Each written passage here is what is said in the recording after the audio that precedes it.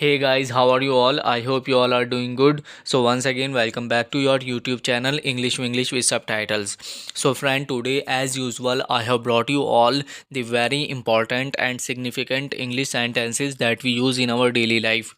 So if you are one who wants to improve your language and want to take it to some height, please stay tuned with me till the end of this video. So without any further delay, let's jump into today's lesson.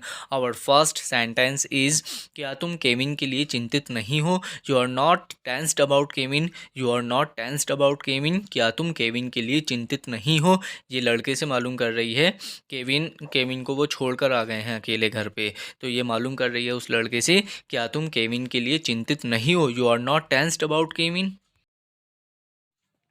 और आगे बोल रही है ये कि आपको नहीं लगता कि कुछ बुरा हो सकता है? Do not you think something bad might happen? Do not you think something bad might happen? कि आपको नहीं लगता कि कुछ बुरा हो सकता है?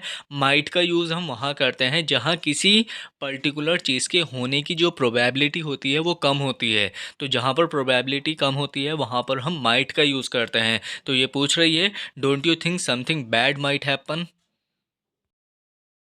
अब ये उससे लड़की से बोल रहे हैं, मुझे उसके लिए चिंतित क्यों होना चाहिए? Why should I be tensed about him? Why should I be tensed about him? मुझे उसके लिए चिंतित क्यों होना चाहिए? शुड के बाद आई और लगा दीजिएगा आप। Why should I be tensed about him? मुझे उसके लिए चिंतित क्यों होना चाहिए?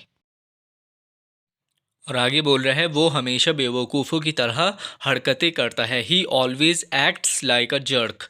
ही ऑलवेज एक्ट्स लाइक अ जर्क। वह हमेशा बेवकूफ़ों की तरह हरकतें करता है और हमेशा मुझे परेशान करता है। And always bothers me. And always bothers me, और हमेशा मुझे परेशान करता है। बॉदर का मीनिंग क्या होता है?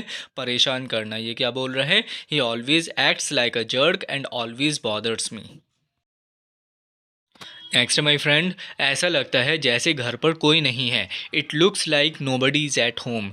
It looks like nobody is at home. ऐसा लगता है जैसे घर पर कोई नहीं है। It looks like nobody is at home. Next है, कुछ तो गड़बड़ है। Something is fishy. Something is fishy, कुछ तो गड़बड़ है। जैसे हम बोलते हैं ना कि भाई दाल में कुछ काला है या कुछ गड़बड़ है, तो उसको हम इंग्लिश में कैसे बोलते हैं? समथिंग इज़ फिशी, कुछ तो गड़बड़ है। नेक्स्ट है माय फ्रेंड, चलो चल के देखते हैं। Let's go check it out. Let's go check it out, चलो चल के देखते हैं।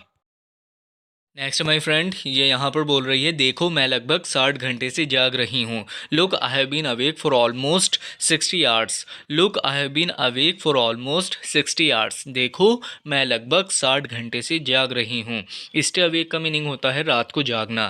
तो स्टे अवेक, रात को जागना, बोल रही है look I have been awake for almost 60 hours. और आगे बोल रही है, मैं थक गई हूँ और भूख से मर रही हूँ। आई am exhausted and I am starving. I am exhausted and I am starving. Exhausted का मीनिंग होता है जब आप बहुत ज़्यादा थके हुए होते हो, तो उस वाली कंडीशन को हम बोलते हैं एग्जॉस्टेड।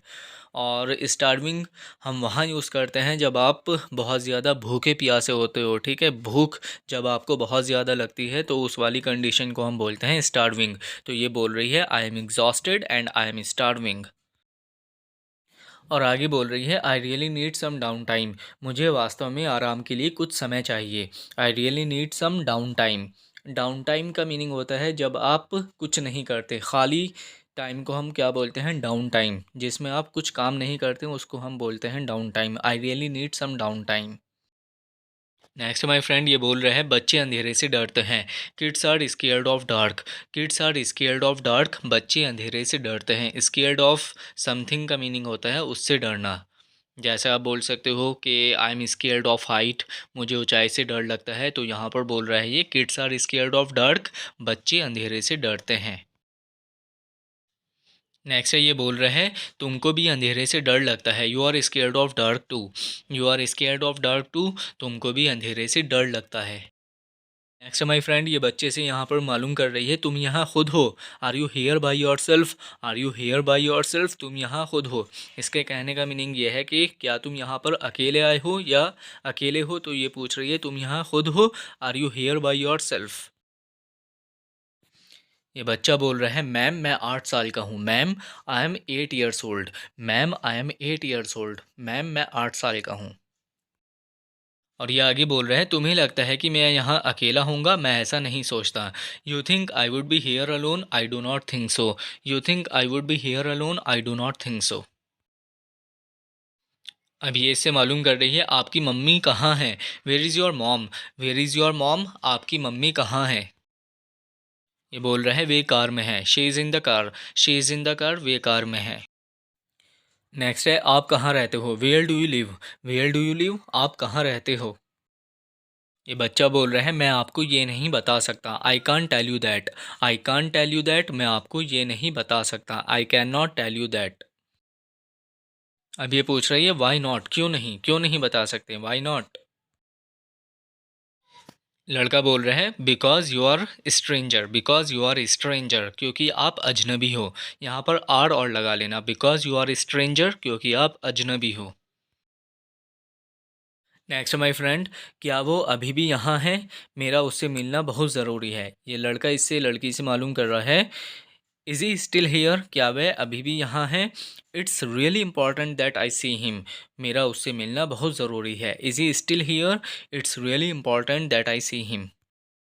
ये लड़की इससे बोल रही है वो अपनी कार में जा रहा है, यदि आप जल्दी करें तो आप उसे पकड़ सकते हैं। He is getting in his car, if you hurry you can catch him. He is getting in his car, वो अपनी कार में जा रहा है, अगर आप जल्दी करें तो आप उसे पकड़ सकते हैं। If you hurry you can catch him, hurry का मीनिंग होता है जल्दी करना, तो ये बोल रही है he is getting in his car, if you hurry you can catch him.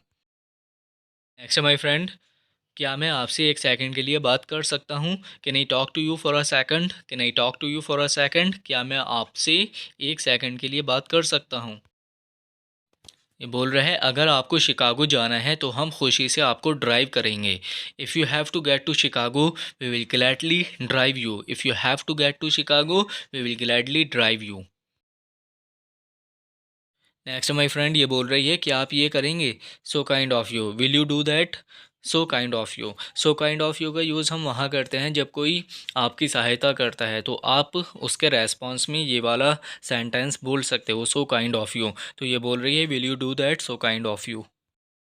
Next my friend, शायद वो चर्च गया है, may be he went in the church, may be he went in the church, शायद वो church गया है। सो my friend, मैं वहाँ नहीं जाऊँगा, ना ही मैं, I am not going in there, me neither. ये एक बोल रहे हैं इसमें से I am not going in there, मैं वहाँ नहीं जाऊँगा, दूसरा बोल रहे हैं मैं भी नहीं जाऊँगा, me neither. Next my friend, चलो यहाँ से चलते हैं, let's get out of here, let's get out of here, चलो यहाँ से चलते हैं। So my friend, this is our last sentence.